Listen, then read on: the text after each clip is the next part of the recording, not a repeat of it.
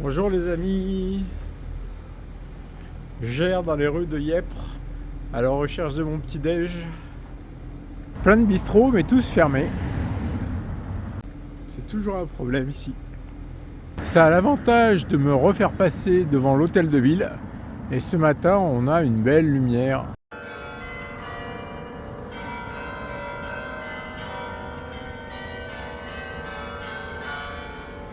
Chez Panos, ça va le faire.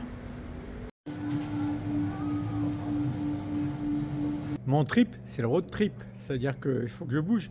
Mais il y a quand même des villes auxquelles on s'attache. C'est le cas de celle-ci. Je serais bien resté un peu plus. Mais bon, c'est le jeu, on repart.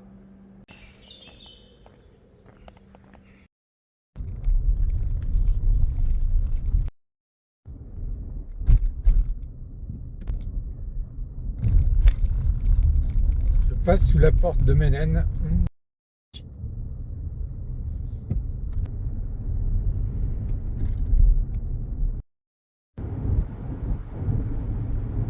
Je traverse des paysages très agricoles. Je n'en ai pas vu beaucoup pendant ce voyage.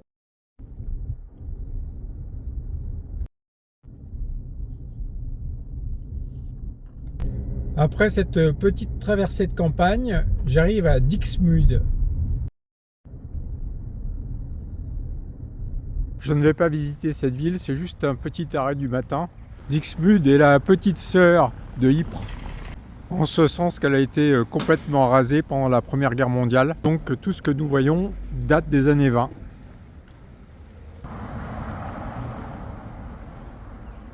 Sur la Grand Place est érigée une statue du général Jacques. Il a été anobli en Jacques de Dixmude en raison de son effort héroïque pour retarder l'invasion allemande.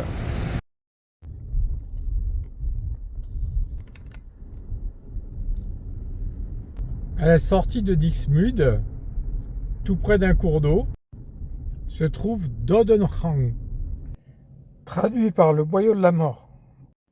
C'est une tranchée de la bataille de l'Isère. Sur cette carte, les pointillés bleus indiquent la ligne de front. Les flèches rouges montrent la progression des Allemands qui traversent la Belgique pour envahir la France. Les flèches vertes représentent le repli de l'armée belge derrière l'Isère. C'est là où nous nous trouvons aujourd'hui. Le cours d'eau que nous voyons, c'est l'Isère. À l'est, sur le côté droit, les troupes allemandes qui ont envahi la Belgique. À l'ouest, sur le côté gauche, les troupes belges et françaises qui défendent les positions pour protéger le port de Dunkerque. Voici une vue d'ensemble de la tranchée vue d'en haut.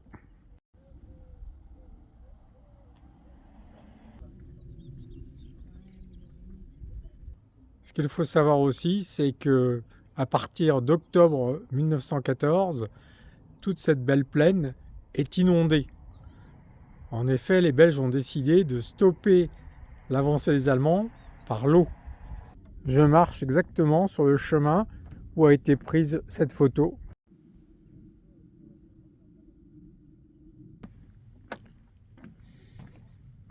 Et je rentre dans la tranchée. Je suis au fond de la tranchée maintenant. Je souris, mais je ne sais pas s'il faut sourire.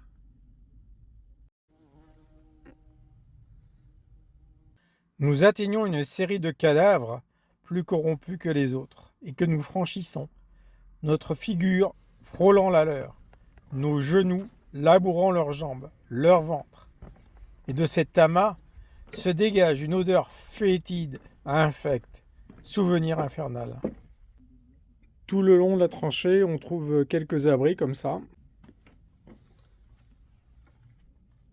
Je suis à présent sur les parties hautes, d'où on pouvait pointer des armes vers les lignes adverses, qui se trouvaient là-bas, de l'autre côté du fleuve. Ici, je suis devant une guérite d'observation et de tir. Cette tranchée est particulièrement bien conservée parce que le front est resté stable ici pendant extrêmement longtemps et donc ils ont eu le temps de la bétonner. Le matériau de construction reste néanmoins le sac de sable. Je me situe exactement à l'endroit d'où a été prise cette photographie. Le fait que le front ait duré longtemps a également permis la construction d'une voie ferrée pour la logistique.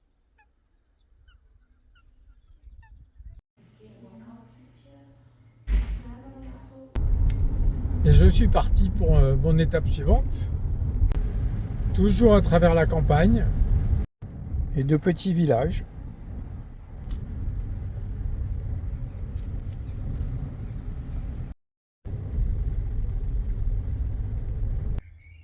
Derrière ce mur et cette porte se trouve l'abbaye de West-Vleteren. On ne peut la visiter qu'en été. C'est là, paraît-il, qu'est brassée la meilleure bière au monde. On va tester ça.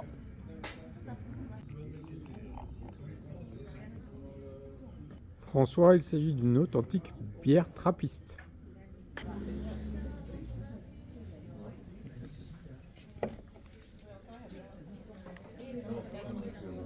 C'est bon. Est-ce la meilleure du monde? Petit plateau, comme ils disent. Borch. Du bord de la terrasse, à vol d'oiseau, nous sommes à 7 km de la France. Je comprends pas pourquoi il n'y a pas de bière d'abbaye chez nous. En même temps, la bière que j'ai bu, c'est pas l'officielle. L'officielle, c'est une brune qui titre 10 degrés, donc je voulais pas prendre ça parce que je conduis. Du coup, j'ai fait un achat de l'officielle à la boutique. On n'en vend nulle part ailleurs. La voilà, la vraie, on la goûtera à la maison.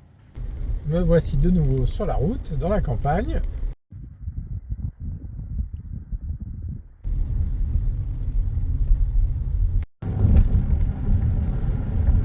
J'entre maintenant dans Furnes. Je me suis garé au bord du canal. Il faut savoir qu'il y a beaucoup de canaux en Belgique. Furnes est une petite ville de moins de 15 000 habitants. Contrairement à ses voisines, parce qu'elle était de l'autre côté de l'Isère, elle n'a pas été prise ni détruite par les Allemands. C'est pourquoi c'est ici que le roi Albert Ier s'est réfugié pendant la Première Guerre mondiale.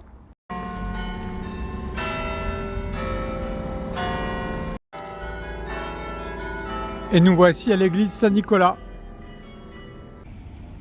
J'arrive tout de suite sur Grote Markt. Ici, nous sommes bien sur des bâtiments flamands d'origine.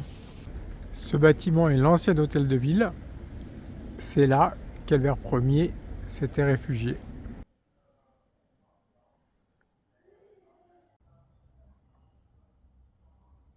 Voici la salle du conseil municipal.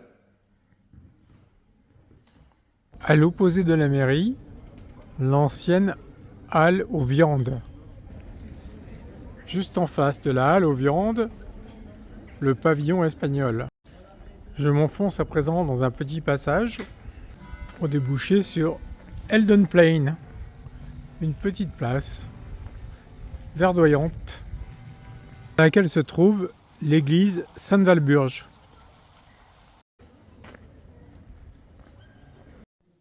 Sans doute un peu trop grande pour la taille de la cité, elle a mis 750 ans avant d'être achevée. Ici, c'est la fête au W. On a donc Sainte-Walburge, comme prévu, mais elle a pour compagnon Saint Willibaldus d'un côté et Saint Wunebald de l'autre. Dans le parc, une statue de Wiltura, qui est un chanteur et compositeur né à Furnes. Dans le dos de l'église se trouve une statue de Karel Koch. Ce matin, je vous ai dit que la plaine d'Ypres avait été inondée. Bien sûr, c'était un plan militaire, mais l'homme qui techniquement l'a fait, c'est lui. C'était un éclusier originaire de Furnes.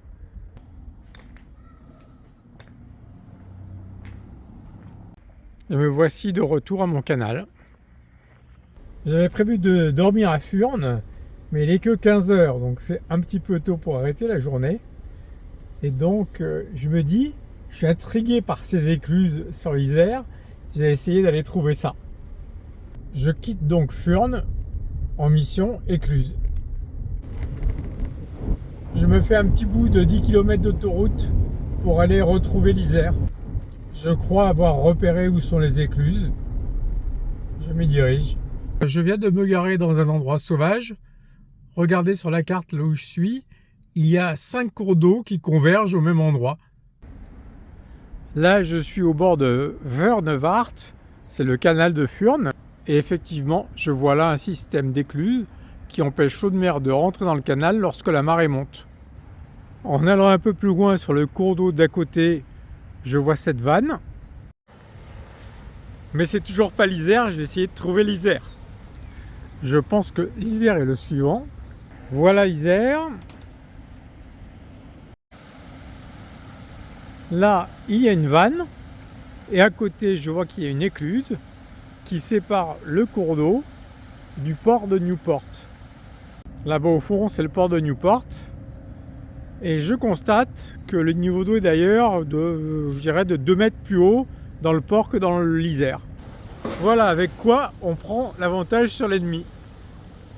Bien, cette enquête étant terminée, et comme j'ai quitté Furnes, il faut que je trouve un nouveau coin pour me parquer pour la nuit. Me voilà calé sur un parking tout au fond du port de Newport.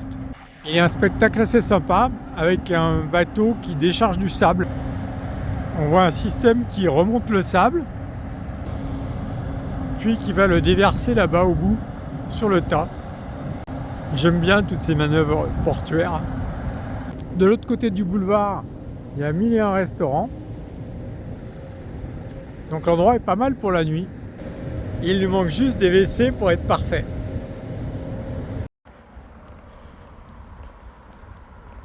Je viens de changer de plan pour ce soir. Après ce que j'ai mangé ce midi, un resto c'est peut-être pas ce qu'il y a de mieux. Donc je vais aller me faire des petites courses de fruits et de légumes. Voilà, il y a un Colruyt ici qui est ouvert jusqu'à 20h, ça devrait le faire. C'est pas le supermarché le plus joyeux que j'ai vu dans ma vie. C'était tristounet, mais c'était pas cher. Je rentre en passant par les bords de l'Isère. Il y a un joli petit port de plaisance.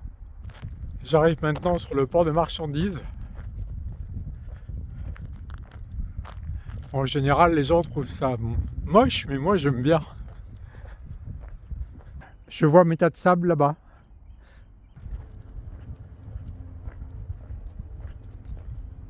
Et voici mon parking.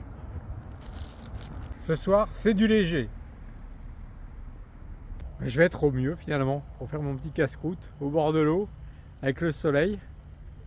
Franchement, c'est délicieux ces moments-là. Avec le soleil dans les yeux et de l'iode dans les narines. Je m'apprête à vous quitter ce soir avec une chanson.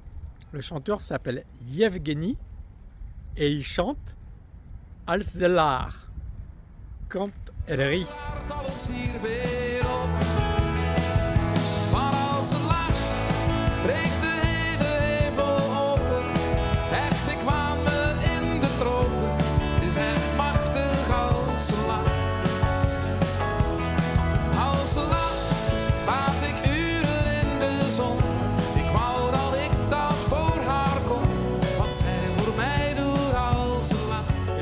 Aujourd'hui.